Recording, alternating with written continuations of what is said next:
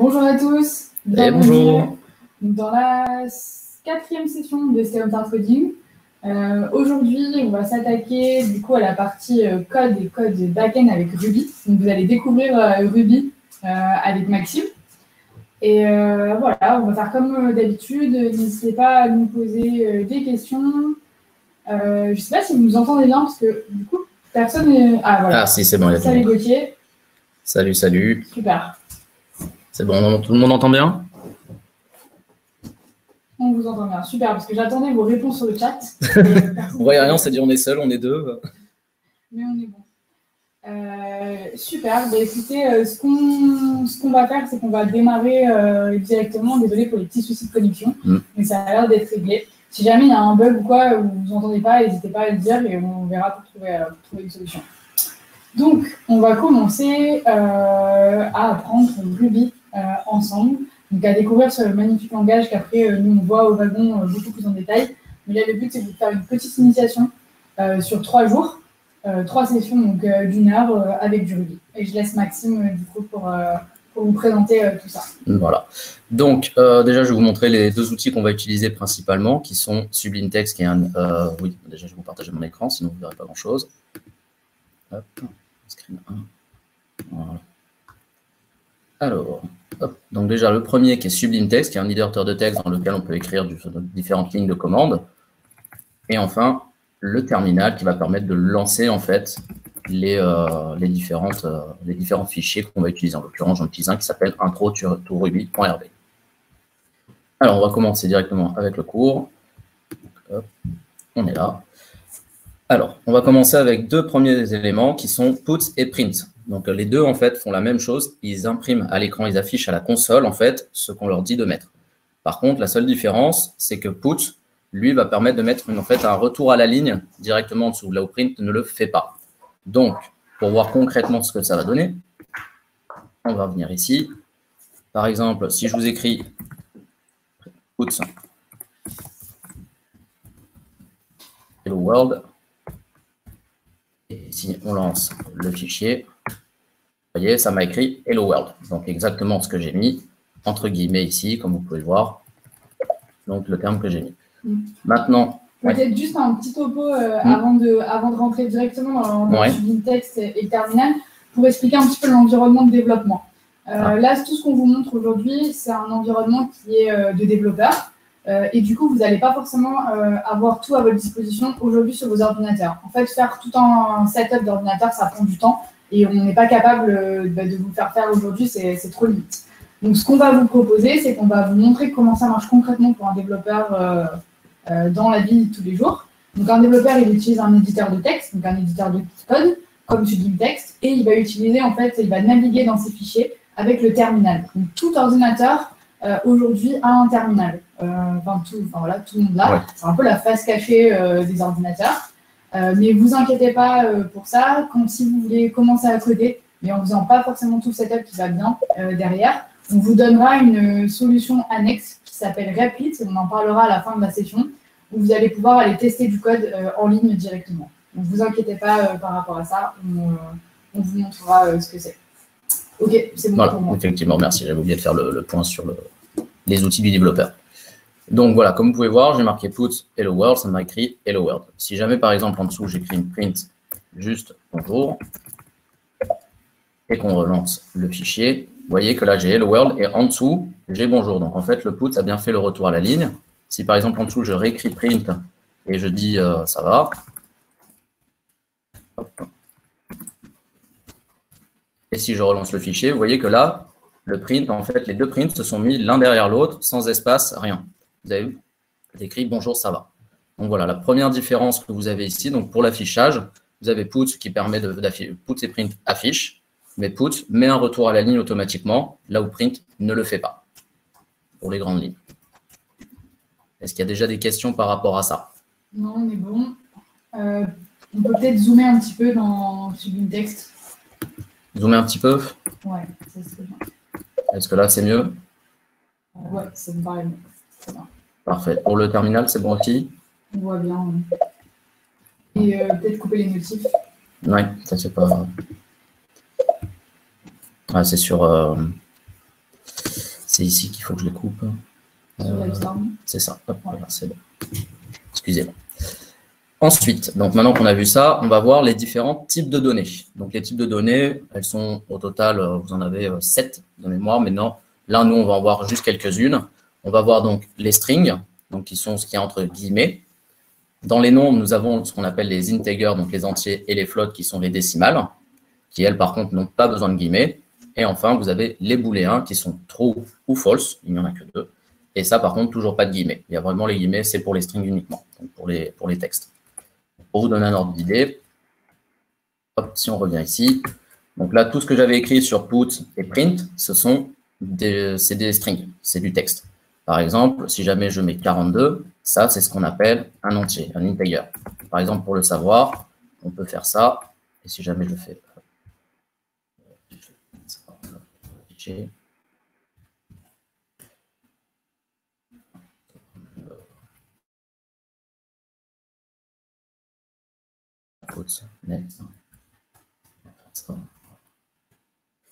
Voyez, donc là, en fait, qu'est-ce que j'ai écrit? En fait, j'ai écrit 42.class. Ça me permet en fait de savoir quel est le type de données de 42, en l'occurrence. Donc ça, on va le voir juste un peu plus tard dans le cours aujourd'hui. C'est que .class, c'est ce qu'on appelle une méthode. Mais ça, on va le voir après, donc j'en parle pas tout de suite. Mais là, pour savoir, en fait, c'est ce que ça fait, c'est que ça me permet de connaître en fait le type de données de ce qu'on a passé à gauche du point. Donc là, en l'occurrence de 42, et ça me dit que c'est un entier. Si par exemple, je décide de mettre 42,5, là, il me dit que c'est un float. Pareil, si jamais je lui dis .class, vous voyez, il me fait string, integer, float, et ainsi de suite. Vous avez la même chose pour ce qui est true. Donc, on peut faire true.class.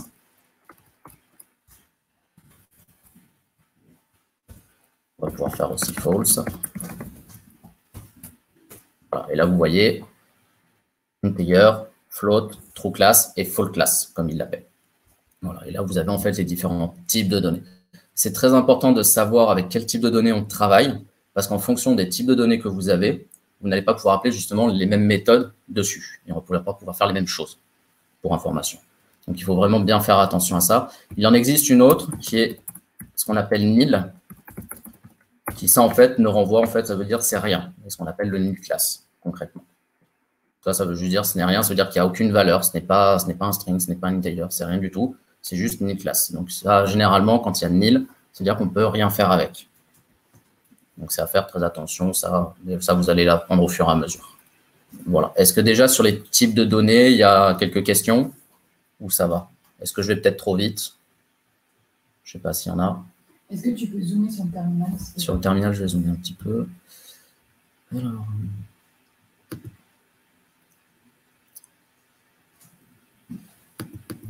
Ce qui est intéressant, en fait, en attendant sur les types de données, c'est que il faut savoir que toute application aujourd'hui va récolter de la donnée et du coup, elle va être enregistrée aussi selon un certain type. Et selon comment elle est enregistrée, vous allez pouvoir l'utiliser d'une manière ou d'une autre. Et vous allez voir tout à l'heure quand on montrera les méthodes et à quoi servent ces méthodes.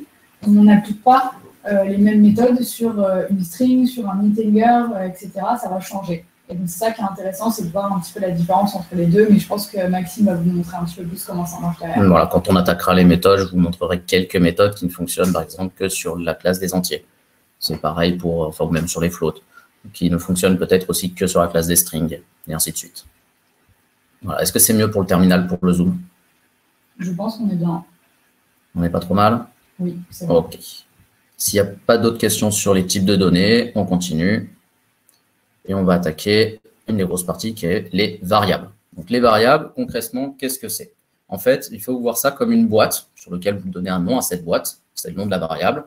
Et à l'intérieur, vous allez mettre justement quelque chose qui est justement un string, un nombre, un booléen ou autre chose, une donnée en fait, vous allez mettre dedans.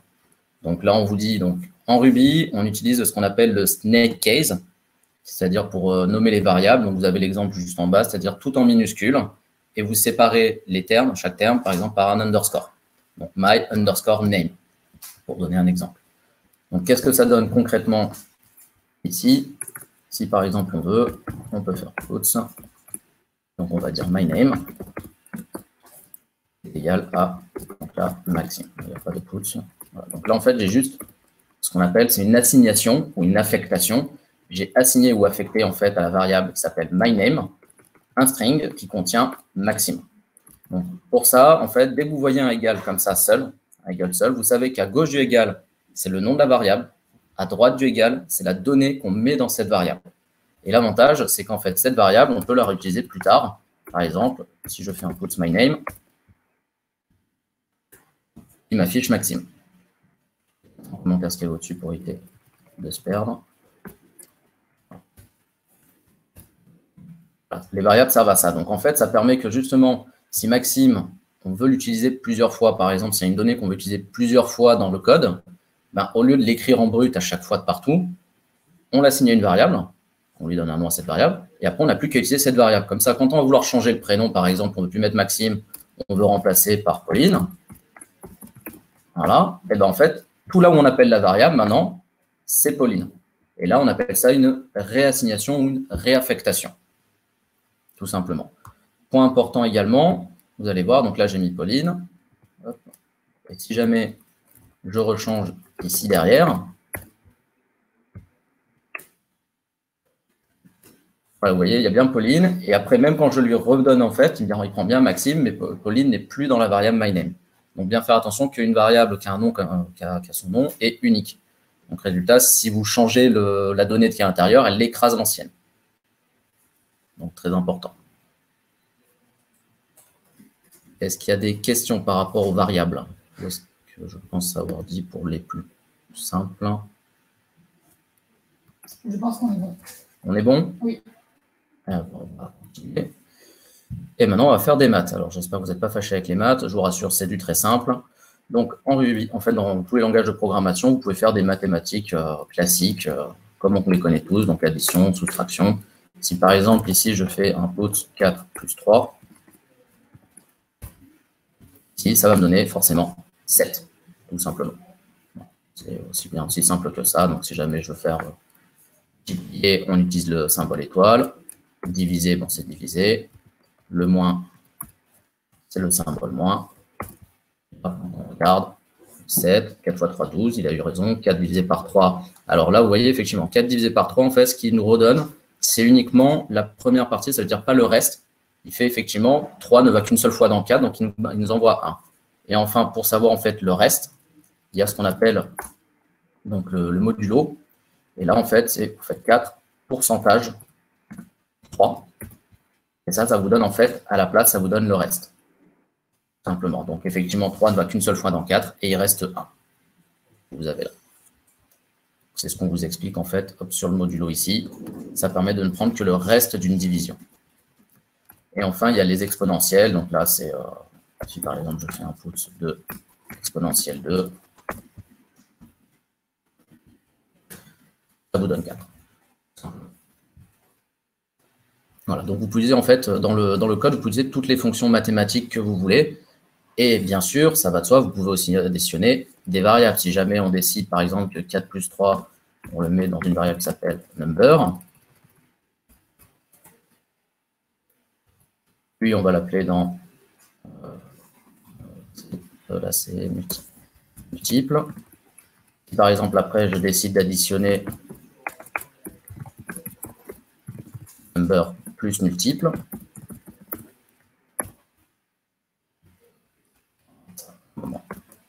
Je vais sauvegarder. Voilà. Ça me donne 19, effectivement. 4 plus 3, ça donne 7. 4 fois 3, 12. Et là, j'ai additionné les deux variables, justement, qui contiennent 7 et 12, ce qui me donne bien 19. Donc, vous pouvez, en fait, mettre des additions, enfin, n'importe quelle fonction mathématique dans une variable et l'utiliser après aussi. Ou vous pouvez l'utiliser directement et ça s'affichera. Est-ce qu'il y a des questions sur les mathématiques ?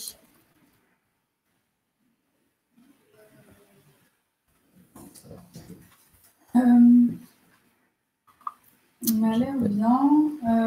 Gauthier disait, et pour l'avoir en float. Je ne sais pas si tu as déjà répondu peut-être à la question. Pour l'avoir en float, alors oui, effectivement, si vous souhaitez en fait avoir la virgule, vous pouvez. Vous pouvez, à ce moment-là, il suffit qu'un des deux soit un float.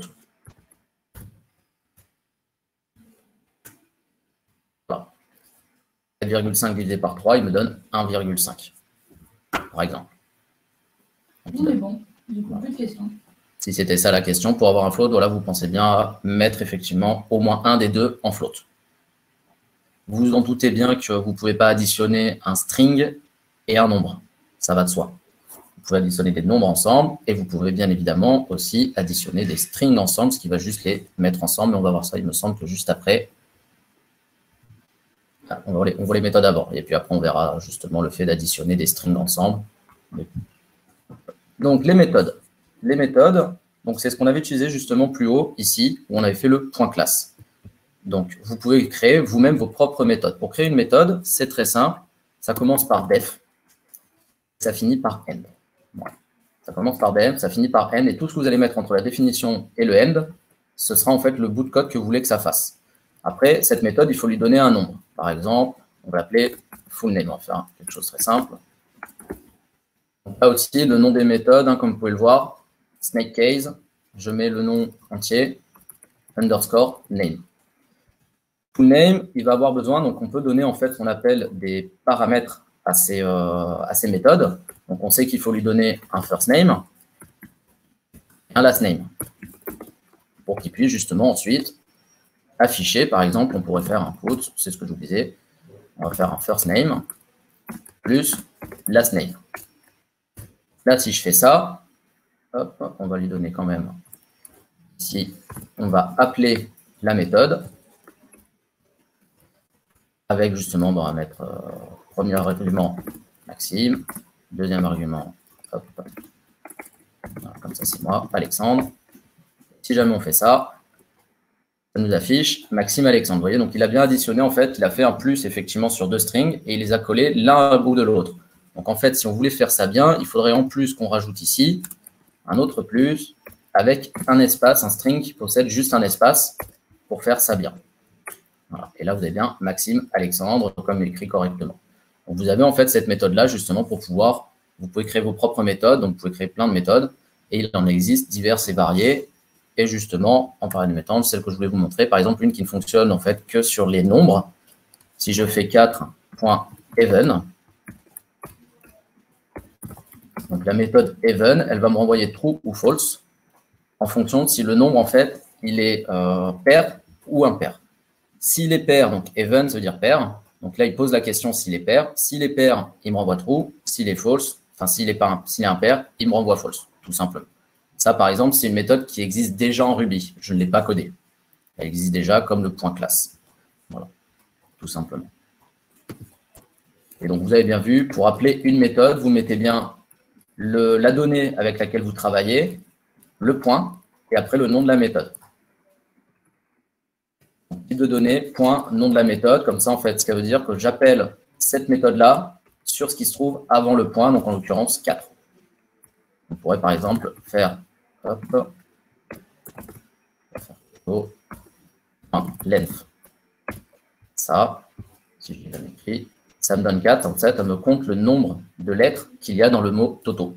Donc en fait, dans le string que je lui ai donné, tout ce qui est avant le point, on a dit, c'est le type de données avec lequel on travaille. Et dessus, j'appelle la méthode length, qui est déjà codée en Ruby.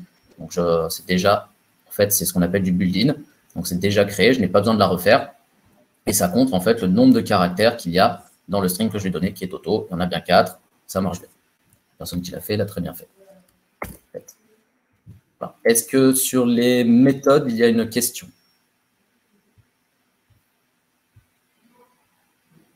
Si jamais je vais trop vite, n'hésitez pas à m'arrêter. Hein.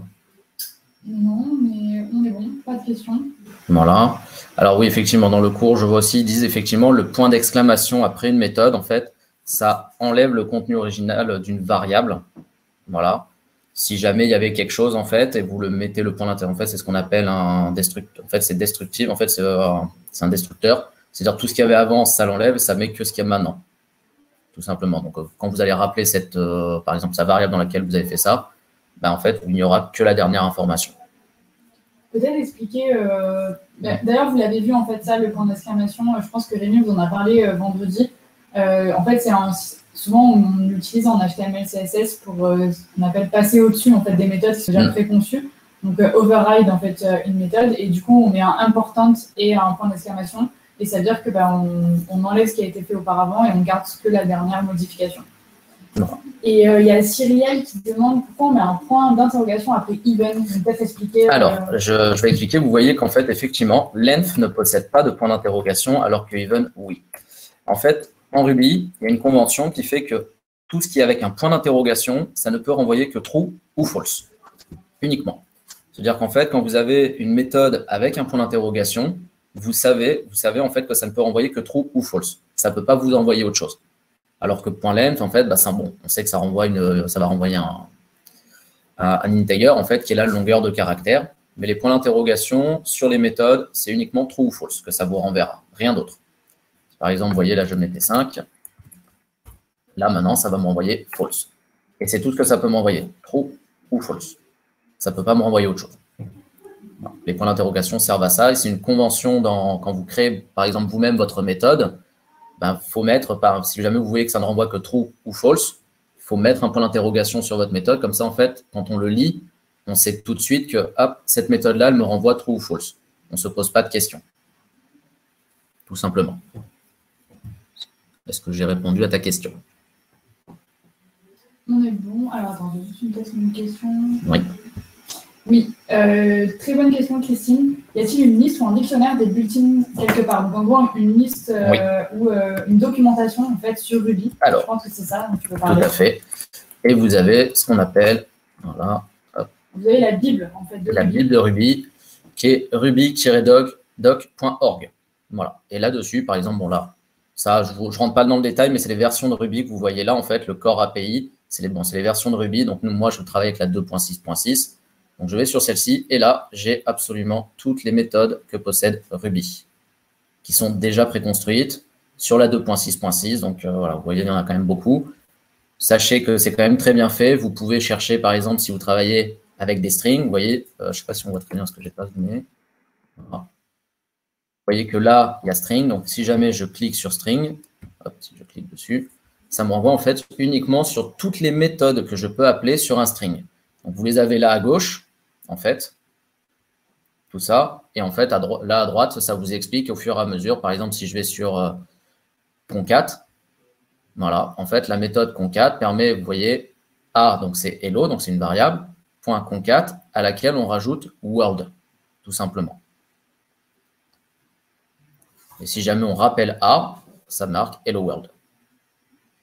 Voilà, vous avez le .count qui fait exactement la même chose, qui permet de retourner en fait la position de la chaîne de caractères que vous avez mis après. Mais voilà, là je vous montre ça rapidement. Mais voilà, vous voyez que c'est ici en fait Ruby. Je vous mettrai le lien je vous donnerai le lien sur le Slack si vous voulez de la doc Ruby sur laquelle vous pouvez justement tout retrouver.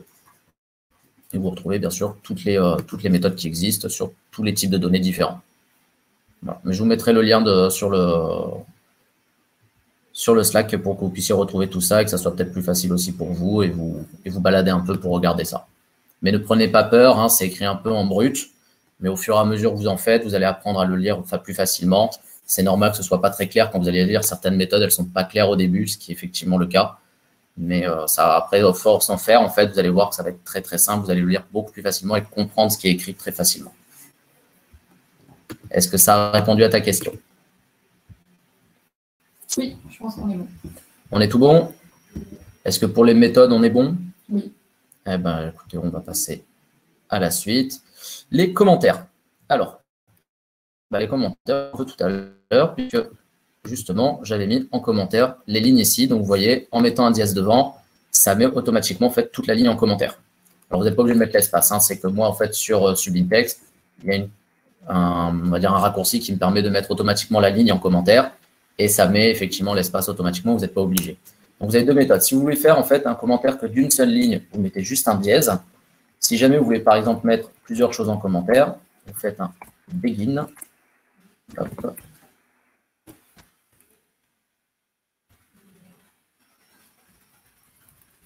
Et un end de mémoire. J'utilise très rarement, je ne vous le cache pas. Et on va tricher. Voilà, c'est égal begin égal end. Excusez-moi. J'utilise très rarement. Voilà, vous faites égal begin égal end et tout ce qui est entre le begin et le end sera mis en commentaire automatiquement. Voilà. Donc les commentaires, il faut savoir que ça reste très important dans du code. Je ne sais pas si Rémi vous l'a dit quand même en HTML et CSS, mais c'est très important de commenter son code et ce que ça fait. Même si parfois, par exemple, cette méthode-là qui est assez claire de ce qu'elle fait, c'est très important de dire que c'est une méthode qui va faire, en fait, concaténer le prénom et le nom pour donner le nom complet de la personne. Voilà, c'est quand même important de toujours mettre des commentaires pour dire en fait ce que ça fait. Même si ça paraît évident, la personne, elle peut s'y retrouver plus facilement, savoir qu'est-ce qui fait quoi, pourquoi cette variable possède telle donnée des fois aussi. Il y a des choses, après, bon, vous verrez, en fait, à force de pratiquer, vous allez voir où est-ce que vous pouvez mettre des commentaires ou où est-ce que c'est pas utile. Mais voilà, sachez que c'est très important de savoir mettre des commentaires et de bien expliquer, en fait, au fur et à mesure ce que vous faites. Vous n'avez pas besoin d'un truc très détaillé, mais au moins de mettre quelques commentaires. Donc là, par exemple, add first name, last name, full name. C'est plutôt facile à comprendre hein, si on s'appelle full name. Mais au moins, c'est assez clair pour la personne quand elle arrive sur la méthode, elle se dit tiens, j'ai une méthode, et au-dessus, qu'est-ce que ça fait? Ok, ça ajoute first name et last name, c'est pour donner le nom complet. Pas de problème, il sait ce qu'elle fait. Le but du jeu est là-dessus. Voilà pour les commentaires, il n'y a pas plus à dire, à part si quelqu'un a une question.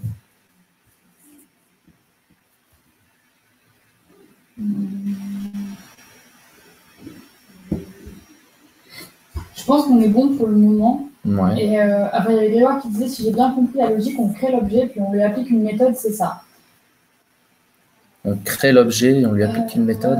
Alors, c'est pas forcément le bon vocabulaire, je pense, ouais. mais ça va fonctionner comme ça, en fait. On n'appellera pas forcément ça un objet, mais sinon, ça peut fonctionner comme ça. Ce que je te propose, c'est qu'à la fin, on fera peut-être une petite démo d'une petite méthode. Ouais. Par exemple… Ah oui, tu veux dire, en fait, on crée d'abord la méthode et ensuite, on l'appelle. Effectivement, c'est ça. C'est d'abord, si jamais j'avais mis, par exemple, pour montrer l'exemple, si j'avais créé full name Maxime Alexandre, on va voir ce que ça me donne. Oui, forcément, il ne met pas, parce que je n'ai pas mis de pouce. Ici, forcément, il ne dit pas qu'il y a d'erreur. Voilà. Donc là, en fait, qu'est-ce qu'il me dit? Il me renvoie une erreur, en fait. Donc, il fait tout ce qu'il y a au-dessus, donc il n'y a rien. Il arrive tout de suite là, et il essaye de faire full name Maxime Alexandre. Mais simplement, Ruby, il lit de haut en bas. Donc, il ne va pas, en fait, lire une première fois la page et après tout deviner. Il va lire de haut en bas. Donc là, il arrive, il se dit, OK, on me donne une méthode qui s'appelle full name. D'accord, mais depuis tout en haut, depuis la ligne 29 jusqu'à au-dessus, à aucun moment, je lui ai défini full name. Donc lui, il me dit, hop, méthode non définie, full name. Donc là, comme ça qu'en fait, il faut le lire. Ça vous dit pourquoi il y a une erreur, donc undefined method. Il vous donne le nom de la méthode en question, full name.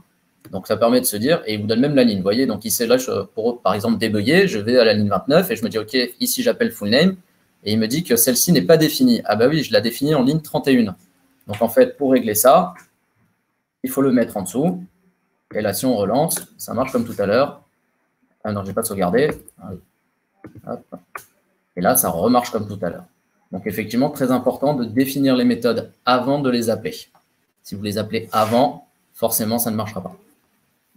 Si je pense, c'était ça la question, je pense qui se posait. Et du coup, évidemment, c'est très important aussi de savoir lire les erreurs. En fait, le job d'un développeur, vous allez vous rendre compte, c'est vers ça que je vous dirigerai après, c'est qu'il passe quand même pas mal de temps à se casser les dents sur son code. Et du coup, il doit avoir la capacité à débugger en fait, son code. Et tout ça, Ruby et d'autres langages sont bien pensés c'est pensé pour les développeurs, et du coup, il vous explique à chaque fois où est le problème. Et en fait, c'est comme ça que vous avancez. Vous réglez le problème à la ligne 29. Et après, vous vous rendez compte que, en fait, non, il y a encore un petit bug, donc on va régler le problème peut-être qu'à la ligne 35, etc. On avance comme ça, et à la fin, ça marche. Mais c'est fait en lisant bien les messages d'erreur qui s'affichent et comment je peux les résoudre, etc. Voilà. Plus vous pratiquez les messages, avoir un message d'erreur, ça ne veut pas dire que vous avez mal fait la chose. Ça veut juste dire qu'au contraire, vous êtes en train d'apprendre au fur et à mesure à déjà lire une erreur. Savoir lire une erreur, ça s'apprend. Sachez que dans 90% des cas, tout est marqué dans l'erreur, comment la solutionner. Dans les 10% restants, il va falloir chercher un petit peu plus. Mais dans 90% des cas, généralement, l'erreur est écrite. Et c'est tout, en fait, voilà. Vous voyez, par exemple, là, c'était undefined method. Donc, méthode non définie à la ligne 29. Sous-entendu qu'avant la ligne 29, à aucun moment, j'ai défini la méthode full name. L'erreur est claire là-dessus, on ne peut pas se tromper. C'est quand on voit au fur et à mesure quand vous allez pratiquer, quand vous verrez ce genre d'erreur, ça va venir tout de suite. Vous n'allez pas avoir besoin de réfléchir très longtemps. Vous savez que, bon, ok, bah, je n'ai pas défini la méthode. Si par exemple, j'avais écrit, allez, on va dire, par exemple, je fais une erreur de syntaxe, j'écris full name, FUL. Là, il me dit pareil, mais vous voyez, il me marque full name et je me dis, ah bah oui, je ne l'ai pas écrit correctement. Vous voyez, c'est que des trucs comme ça, en fait, en général. Ce genre de choses. Allez, un autre petit bug qu'on peut essayer de montrer. Hop. On va dire que pour Maxime, je n'ai pas mis les guillemets. Vraiment, voilà. Initialize constant, Maxime. Donc, en fait, là, il est en train... on ne voit pas tout en entier. C'est un name error. Hop. On va faire ça bien. Voilà, en fait, il pense que je lui donne une variable à ce moment-là. Parce qu'en fait, quand vous ne mettez pas de guillemets, comme pour ça, Maxime, pour lui, ça veut dire que c'est une variable. Donc, lui, il est en train de chercher une variable. Il se dit, bah, ouais, mais on ne m'a pas donné de variable qui s'appelle Maxime. Donc, moi, j'en ai pas, je ne peux pas. Donc, il ne fait rien. Il me dit, non, moi, je ne peux rien faire. Il y a une erreur là-dedans. Et là, on peut se dire, ah bah, pourquoi ligne 34? Ah bah oui, j'ai oublié de mettre les guillemets pour que ça marche. Donc là, on remet les guillemets. Et là, ça marche correctement et il n'y a plus d'erreur. Voilà, pour vous montrer deux types d'erreurs que vous pouvez avoir. C'est d'ailleurs, au début, c'est les deux plus courantes que vous allez avoir, c'est-à-dire méthode non définie et en fait, variable non définie, concrètement. C'est ça. Voilà. Il y a eu d'autres questions qui seraient arrivées. Allez, eh ben, on continue avec l'interpolation. Donc, qu'est-ce que l'interpolation? Donc, en fait, c'est de pouvoir mettre une variable dans un string, tout simplement pour l'utiliser à chaque fois. Donc, là, on va prendre un exemple très simple. Hop. Donc, on va définir une variable. Donc, on va dire name. Donc, on va l'appeler Maxime. Et ici, on va écrire un puts. Hello, et j'aimerais mettre Maxime. Mais le problème, c'est que si jamais je souhaite changer Maxime, bah, ce serait bien qu'en fait, je mette la variable là-dedans. Pour mettre la variable, on fait ce qu'on appelle donc de l'interpolation. Donc, ça s'écrit comme cela. Dièse, ouverture d'accolade, fermeture d'accolade. Et ici, vous mettez le nom de votre variable, tout simplement. Et là, quand vous appelez ça, ça me marque Hello Maxime. Et si jamais on veut changer, hop, on va prendre tout ça. Non, raté. Là, par exemple, on va mettre Pauline. Voilà, Hello Maxime, Hello Pauline. Donc là, j'ai assigné la variable name. À sa variable name, j'ai assigné Maxime. Et là, après, j'ai réassigné la variable name Pauline. Et donc, vous pouvez en fait mettre des variables dans des strings directement. Contrairement à ce qu'on a vu tout à l'heure, il existe en fait, vous auriez pu, effectivement, mais ça, c'est pas joli, c'est ce qu'on avait fait tout à l'heure, où on écrit hello et on faisait plus name. C'est pas joli, mais on atteint le même résultat. Mais vous allez apprendre qu'au fur et à mesure, en fait, on privilégie l'interpolation, donc cette méthode-là, à écrire plutôt que le reste. C'est plus joli, c'est plus lisible, c'est très facile à faire. Voilà. C'est ce qu'on appelle donc l'interpolation. Est-ce qu'il y a des questions sur l'interpolation? Je pense qu'il n'y avait rien d'autre. De toute façon, il n'y avait pas grand-chose à dire de plus là-dessus. Et on va arriver sur, enfin, une petite partie qui est intéressante, c'est-à-dire comment est-ce qu'on prend des informations de la part d'un utilisateur. Si, par exemple, on veut qu'on nous donne quelque chose. Donc, vous avez à ce moment-là ce qu'on appelle, en fait, la méthode gets, tout simplement. Déjà, gets permet, en fait, de demander à l'utilisateur de rentrer une information. Hop, on va faire ça. Par exemple, on va dire name égale, hop, ici, je fais mon get. Si je marque juste get, vous voyez, je fais ça. Là, je tape Maxime. J'ai juste donné Maxime. Là, on pourrait mettre, par exemple, ça.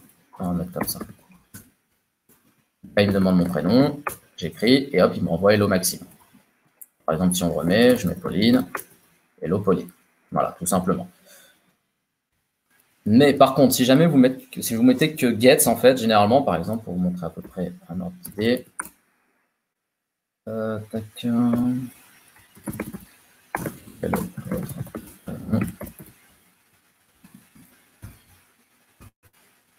Bon, là, après, en fait, là, on ne le voit pas très bien parce qu'en fait, j'ai mis des puts un peu partout. Résultat, en fait, ça va forcément à la ligne. Mais en fait, si vous mettez que get, il n'y a pas de. Enfin, sur le get, il n'y a pas de retour à la ligne. Donc, en fait, quand vous, par exemple, vous mettez. Si je remets un autre, par exemple, âge égale get, en fait, là, il va me demander quel est votre prénom. Je mets Maxime. Et là, en fait, il me redemande l'information. On va dire 23. Bon, là, je ne vais pas utiliser âge.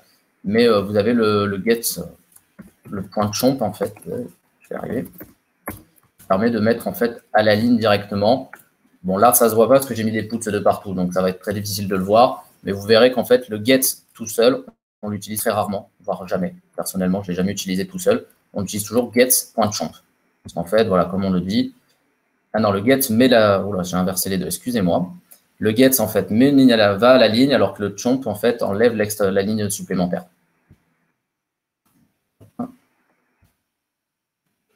On utilise le tout. Je vais y arriver, excusez-moi. Voilà, si je fais le télé, on va faire ça.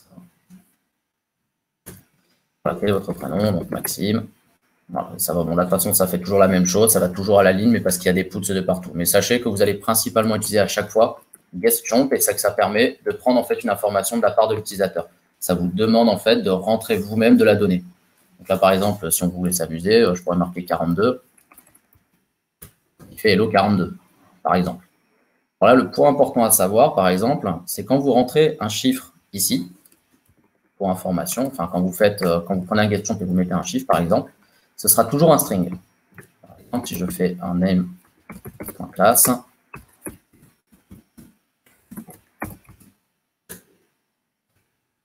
je marque 42, il me dit que c'est toujours un string. Ça, c'est le point important à savoir quand vous utiliserez le getChomp. Sachez que même si vous mettez un chiffre, lui, il va l'interpréter comme un string. Pour information, comme on disait sur le type de données, savoir à quel type de données on travaille, getChomp, toujours un string. Et là, par exemple, pour vous donner quand même l'information, il existe une méthode là-dessus qui permet de passer tout de suite en integer, qui est en fait la méthode toI, toInteger, to_i. Et si on fait ça, vous voyez que là, si je mets 42, il me dit bien integer. Pour information. Pour montrer une nouvelle, le toI qui est faisable sur les strings. Est-ce qu'il y a des questions sur là-dessus, sur le get et le chomp? Du coup, Agathe demande en fait comment et où le get récupère l'information. Alors, justement, comme vous pouvez voir, en fait, j'ai assigné à la variable name le getChomp pour leur dire, en fait, pour effectivement faire comprendre au code que je veux que tout ce que va rentrer l'utilisateur soit mis dans la variable name. Si jamais je ne le faisais pas, jamais j'enlève ça, hop, on va faire ça. Là, on va avoir en fait le problème, c'est qu'au moment où je vais appeler ça, je vais lui dire, il va me dire quel est votre prénom, ok, mais en fait, il ne le stocke pas dans ce cas-là. Je lui dis, en fait, c'est comme si vous demandez quelque chose à quelqu'un, mais en fait, peu importe ce qu'il va vous répondre, vous ne l'utilisez pas. Et là, effectivement, quand je fais mon put hello et que j'appelle la variable name, bon là, évidemment, je ne l'ai plus de défini, donc il plante. Mais là, j'utilise concrètement, je n'utilise pas ce que j'écris. Je peux écrire n'importe quoi, ce ne sera pas utilisé. Donc le getChomp, si vous voulez vraiment l'utiliser, vous êtes obligé de le mettre dans une variable. Si vous ne le mettez pas dans une variable, en fait, il n'est pas utilisé. Simplement. Et ça répond à la question que tu te poses. Vous allez voir, au fur et à mesure qu'on va avancer là dans les sessions, on va être capable en fait de créer des petits programmes qui vont évoluer et qui vont vous paraître de plus en plus concrets. Par exemple, on pourrait créer un petit programme qui, en fonction de ce que l'utilisateur donne comme réponse, par exemple, s'il met 1, eh ben, on va le rediriger vers... on va lui dire, OK, tu as choisi le hamburger. 2, c'est si on fait une pista, par exemple, pour Deliveroo. Un petit exemple comme ça. On va lui afficher un menu. Donc, on va lui mettre un pouce ou un print, je ne sais pas exactement. Bon, et on va lui dire, bonjour, quel est ton menu pour aujourd'hui? Que souhaites-tu manger à midi? Et là, on va lui mettre petit 1 égale... hamburger, petit 2 sandwich, petit 3 pizza, etc. Et là, on va lui demander un input. En fait, on va lui demander de choisir ce qu'il souhaite manger. Et donc, on va lui faire un getChomp pour lui demander son avis. Et on le met forcément dans une variable parce qu'il faut qu'on l'utilise. Donc, on va avoir besoin de le mettre dans une variable pour utiliser cette variable qui est l'entrée utilisateur. C'est ça. Et en fonction de ce qu'il va répondre, on va lui dire, OK, s'il répond 1, on lui dit, OK, ton burger est en train d'être préparé. S'il répond 2, ton sandwich va arriver. Et s'il répond 3, malheureusement, on n'a plus de pâte à pizza, donc on ne peut plus faire la pizza. Par exemple, ça c'est des petites choses qu'on peut commencer à programmer à la fin des 3 sessions. Donc là, on voit que l'interface back-end, si vous vous souvenez un peu là, entre le back-end et le front-end. Mais le but après, c'est quelque chose qu'on ne verra pas aujourd'hui parce que c'est assez compliqué. qu'on ne verra pas même pendant la formation, c'est de relier en fait votre méthode back-end avec votre front-end pour que ça puisse être bien lié ensemble et que ça fonctionne bien. Voilà, c'est un peu le but après du développeur, c'est de faire en sorte que les deux éléments marchent bien ensemble. Ouais, qu'il y ait une synergie entre les deux, ce qui fait que tout marche bien, tout est beau, tout est joli. Peut-être, si tu veux réécrire un petit programme là, qui demande l'âge, peut-être, et si la personne a plus de 18 ans, du coup, elle peut aller voter, par exemple. On peut écrire ça, comme ça vous fait un prémisse au cours de mercredi sur lequel on verra justement le contrôle flow avec les conditions. Sébastien demandait, peux-tu nous redire comment faire l'acquisition d'un nombre, s'il te plaît? L'acquisition d'un nombre. Du coup, c'est comment demander, à mon avis, un nombre. Alors, par exemple, effectivement, on pourrait dire que âge va être égal à get.chomp pour dire, voilà, je veux que tu prennes la donnée utilisateur. Donc là, après, vous avez, en fait, on peut le découper en plusieurs morceaux. Par exemple, on va le faire comme ça. Donc là, demander âge. Donc là, c'est plutôt récupérer âge. Là, on récupère l'âge. Là, je vous le découpe en plusieurs morceaux pour que ce soit plus clair. Là, on transforme, on va en fait transformer le string en integer, puisqu'en fait, comme je vous avais dit, le getChomp, c'est forcément un string. Et là, nous, on le veut en integer. Donc, on va dire que âge, en fait, c'est égal à âge. Donc, ça, c'est une méthode qui existe déjà en Ruby. Le toI, pour dire tu me transformes âge en integer. Donc là, il va prendre le string et il va le transformer en integer. Donc, si on fait le test avec ça, hop, on va commenter ça déjà. Et là, on va afficher, on va faire un put âge. Là, bon, là, vous voyez, je n'ai pas mis de put quelque chose. Donc là, on va dire que je mets, par exemple, 30. Voilà, donc il m'affiche bien 30. Maintenant, si par exemple, on va dire, on est malin, on va se dire, tiens, je vais écrire Maxime à la place. Il me renvoie 0, parce que pour lui, en fait, quand on lui donne un string et qu'il doit faire toI sur un string, qui ne contient pas, en fait, un nombre dedans, dans ce string, c'est-à-dire que c'est vraiment que des lettres, lui, en fait, il n'arrive pas à le transformer et il va renvoyer 0. C'est comme ça. Par contre, tant que vous mettez bien des chiffres, si je mets 9, il me renvoie 9, il le transforme sans problème. Tant qu'il voit bien que dans le string, c'est des chiffres, il le transforme bien en integer. Par contre, si vous mettez ne serait-ce qu'une lettre, si jamais, par exemple, je mets 9L, il a réussi à le transformer, je ne pensais pas. Il a réussi à trouver le 9, donc apparemment, il trouve le chiffre, il arrive quand même à le faire. Vous voyez, même moi, je me surprends. Il est trop intelligent. Ouais, il est trop bien fait, le programme. Ça, ça a trop bien fait. Mais voilà, donc pour avoir en fait Donc par contre, ce que vous pouvez faire, c'est au lieu de le faire en 2 étapes, c'est-à-dire âge, d'abord de récupérer le getChomp, puis après de faire un toI dessus, vous pouvez directement, après le getChomp, faire le point toI, qui va le transformer automatiquement en integer. Et comme ça marche aussi. Voilà. Il faut vous dire qu'en fait, il lit de haut en bas, puis de gauche à droite, en fait. Donc, effectivement, sur âge, on lui dit âge, tu vas lui donner la donnée utilisateur. D'abord, ça, c'est ce que va mettre l'utilisateur, le get.chomp. Et ensuite, dessus, sur cette donnée utilisateur, tu me fais le point toI. Donc, tu le transformes en integer. Et tout ça, tu le stockes dans âge, dans la variable âge. Et après, tu m'affiches la variable âge en l'occurrence. Voilà, si ça répond à la question que tu as posée.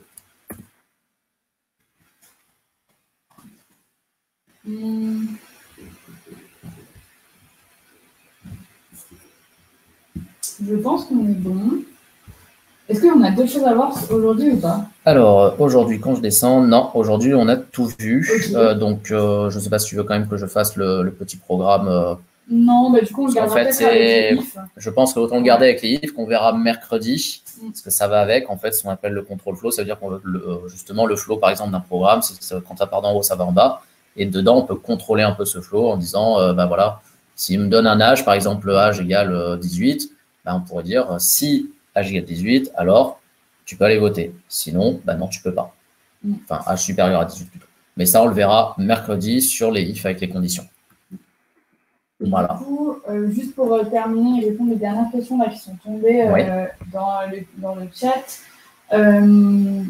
Anne-France demande, et je ne vois toujours pas le lien entre Sublime et Figma. Donc, c'est vraiment 2 choses qui sont complètement différentes et qui ne travaillent pas ensemble. En fait, Figma va vous servir à conceptualiser et à designer vos écrans d'applications mobiles ou de sites internet. Donc, c'est vraiment que du dessin. Le but, ça va être de savoir à quoi ça va ressembler à la fin et que ça puisse servir de cahier des charges pour les développeurs. En revanche, une fois que vous passez à un environnement de développeur, donc, et là, on utilise Sublime Text. Sublime Text, en fait, c'est un éditeur de texte, donc de code, vraiment spécifique au code. Comme pour un journaliste, il va utiliser peut-être Word pour écrire son journal. Et Sublime va éditer du code. En fait, on ne peut pas forcément intégrer, on ne peut pas faire le lien entre Sublime et Figma. On peut récupérer des éléments de CSS, donc de design de Figma, et potentiellement les utiliser dans Sublime Text, dans la partie style.css que vous avez vu vendredi avec Rémi. Mais ce n'est pas forcément des bonnes pratiques. Souvent, il vaut mieux coder ça soi-même en fait, de zéro, au lieu de copier et coller. Parce qu'on se rend compte qu'il y a des éléments qui sont en trop et qui ne sont pas forcément bien pensés. Donc voilà, c'est vraiment deux éléments complètement différents. Sublime Text, c'est là où vous allez taper votre code, en fait, mais du coup, ce qu'on appelle en local, c'est-à-dire sur votre ordinateur. Okay, donc, personne n'a accès pour le moment au code que Maxime a tapé sur son ordinateur. On ne peut pas forcément le récupérer. Et du coup, après, il existe une plateforme qui s'appelle Git et donc GitHub. Là, c'est comme si on mettait notre code en ligne. Et du coup, on va pouvoir collaborer à plusieurs sur le même projet en récupérant, par exemple, le code de Maxime.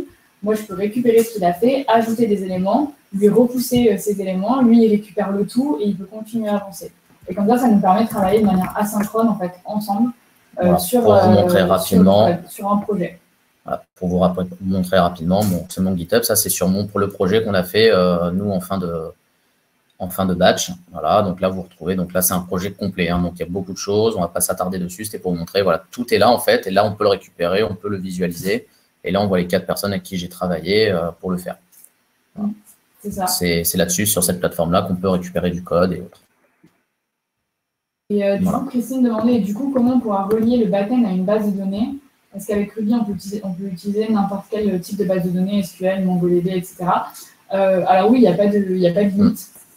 Nous, on fait du MySQL, en fait, et du PG, après, du PostgreSQL derrière, avec donc, le framework Ruby on Rails. Mais après, ça, c'est vraiment des petits choix techniques, en fait, à prendre. Une fois que vous avez un projet, que vous savez exactement ce dont vous allez avoir besoin, quelle va être la capacité de votre base de données, etc., de choisir en fait la bonne base de données qui correspond bien.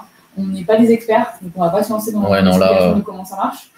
Mais voilà, vous trouvez pas mal d'infos sur Internet, ou alors après, il faut se rapprocher de développeurs plus expérimentés dans ce domaine pour qu'ils puissent vous renseigner. Est-ce qu'on a d'autres questions? Il nous reste 9 minutes. Est-ce que vous avez encore des points? Est-ce que déjà juste, vous avez compris un petit peu à quoi ça servait aujourd'hui? Donc c'est la partie la moins visuelle, hein. On est vraiment là dans le cœur du développement. Du coup, on ne voit pas encore à quoi ça ressemble sur Internet, vraiment.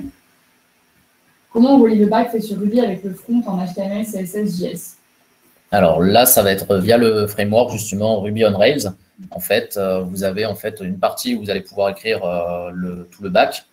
Et en fait, le framework Ruby on Rails est bien fait, c'est qu'il respecte une convention de nommage qui lui permet de savoir que tel fichier qui aura un certain nom va aller en fait avec tel autre fichier HTML qui possède pas le même nom, mais pas loin, qui va pouvoir faire en fait le lien entre les deux et se dire ok, ça va avec. Et en fait, dedans, dans le fichier HTML, on pourra donc au final utiliser des variables pour afficher justement des données qu'on aura récupérées d'avant dans le back et qu'on aura calculées, par exemple. Je vous le fais vraiment, quand vous le verrez, vous verrez que c'est bien plus poussé que ça, mais là, je vous le fais très brièvement. On ne va pas rentrer dans le détail. Mais dans l'idée, c'est ça, le lien, il se fait comme ça. Okay. Il y a une petite question de Sébastien. Oui. Quelle est la différence donc, quand tu fais un put et à mon avis, quand tu fais un get.chomp, je pense, en fait, il y en a un des deux qui va afficher quelque chose et l'autre qui va demander une input, donc une info à l'utilisateur. Donc peut-être juste pour faire un petit… Alors, on va reprendre ce que j'avais fait ici, par exemple, où j'avais marqué le put, quel est votre prénom, par exemple. Alors, on va même faire un truc, je vais essayer de faire mieux. Non, je ne vais pas sauvegarder. Voilà.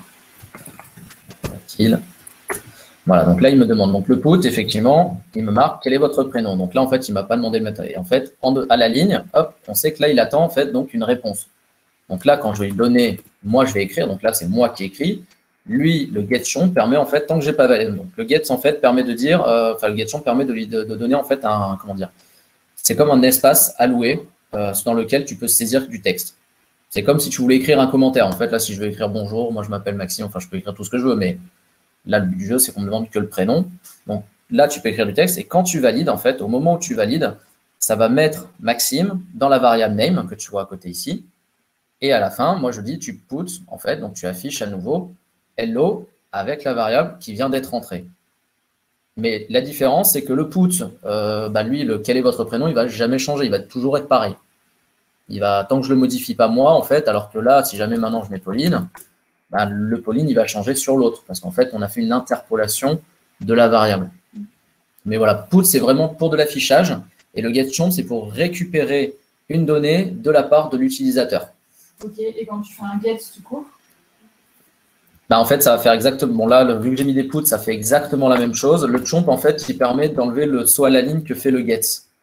Mais moi, comme j'ai mis des puts de partout, on ne le voit pas. Okay. Voilà, là, ça ne se voit pas parce que j'ai mis des puts de partout. Mais normalement, en fait, si on met que le get, ça fait un retour à la ligne. Et si vous faites le point de chomp, ça enlève le retour à la ligne. Hop. Voilà, vous voyez, ça enlève le petit retour à la ligne que ça marquait ici, tout simplement. Ok, super. Peut-être qu'on peut montrer, du coup, parce que comme je vous avais dit en début de session, vous n'allez pas avoir tout un setup de développeur sur vos ordinateurs et on ne va pas vous demander de le faire parce que ça prend un peu de temps. Donc, on a un outil annexe qui s'appelle Replit. Donc, on peut peut-être leur montrer à quoi ça ressemble. Bien sûr. Donc, Replit, c'est une plateforme en ligne qui vous permet en fait de coder et de collaborer ensemble sur des éléments. Donc, c'est une plateforme qui est gratuite. Il n'y a pas besoin de se créer un compte payant. Vous arrivez là. Donc, vous cliquez sur la page d'accueil, vous cliquez sur Start Coding. Ici, vous pouvez, ce qu'ils appellent un new rep, c'est un nouveau dossier. Donc là, vous allez choisir du Ruby. Et ça va vous demander de créer un dossier. Donc, vous faites ça. Et à partir de là, vous avez vu, ça commence à ressembler en fait, à l'environnement que Maxime avait sur son ordinateur. C'est-à-dire à gauche, tout à gauche, encore à gauche, il avait en fait c'est tous ses dossiers et tous les noms de ses fichiers. Dans main.rb, c'est le nom de son fichier, donc on peut dire que c'est l'équivalent d'une page sur Sublime Text. Alors. Et ce qu'il a à droite, c'est le terminal. C'est l'équivalent de son terminal. Alors, je ne crois pas que c'est le terminal en lui-même. Est-ce que je peux cliquer sur le petit point d'interrogation en bas à gauche et cliquer sur Workspace Shortcut. Et là, nous, on veut afficher le shell, en fait. OpenShell. Et voilà, en bas, c'est terminal. Ah oui, effectivement. Voilà, donc il faudra faire le même setup que ce qu'on vient de faire. Et du coup, s'il copie-colle les éléments qu'il a écrits dans son Sublime Text, dans son fichier main.rb. Par exemple, si je prends tout, et un peu en bois. Voilà, donc les commentaires marchent pareil, hein, il l'a tout de suite compris. C'est ça. Voilà. Et que là, du coup, dans son terminal, il run ce fichier. C'est-à-dire qu'il fait tourner le fichier. Voilà, dans le terminal, il me le demande. Voilà, donc à chaque fois que vous allez vouloir lancer un fichier Ruby, il faut bien écrire Ruby, le nom du fichier, .rb. Okay, c'est comme ça que ça fonctionne. Sinon, ça ne va pas l'afficher. S'il met juste Ruby là, ça ne va rien faire. Voilà, et donc vous pouvez utiliser cette solution si vous voulez, parce qu'on va vous donner accès au code. Hein. Vous le récupérez vous allez le récupérer un peu. Je vais vous le réarranger un petit peu mieux quand même, parce que là, il est un peu en mode un peu bourrin. On va vous le commenter. Je vais le commenter, je vais le réarranger un petit peu, mais voilà, comme ça, vous aurez absolument tout ce qui a été fait aujourd'hui. C'est ça, et vous allez pouvoir tester par vous-même, vous amuser à créer des petits programmes. Voilà, si vous voulez modifier quelques trucs, vous le modifiez, vous testez de votre côté en fait pour voir. C'est ça. Donc pour mercredi, on ne va pas vous donner de petits challenges, on vous en donnera un, je pense, vendredi, quand vous aurez vu quand même pas mal de petites notions. Là, c'est compliqué de vous demander des petites choses, mais du coup, ça vous permettra de tester et de créer des petits programmes on vous donnera après la solution. Voilà, je pense qu'on va s'arrêter là pour aujourd'hui. Merci à tous. Merci à tous. J'espère que ça vous effectivement que vous avez apprécié. Vous avez commencé du coup à voir un peu ce que c'est la programmation back-end avec Ruby. Et le principe, c'est qu'on puisse continuer ça sur la session de mercredi et la session de vendredi. Donc, passez une bonne journée. Et bonne journée à tous. On se retrouve mercredi, du coup, à midi. À mercredi, à la même heure. Au revoir. Ciao.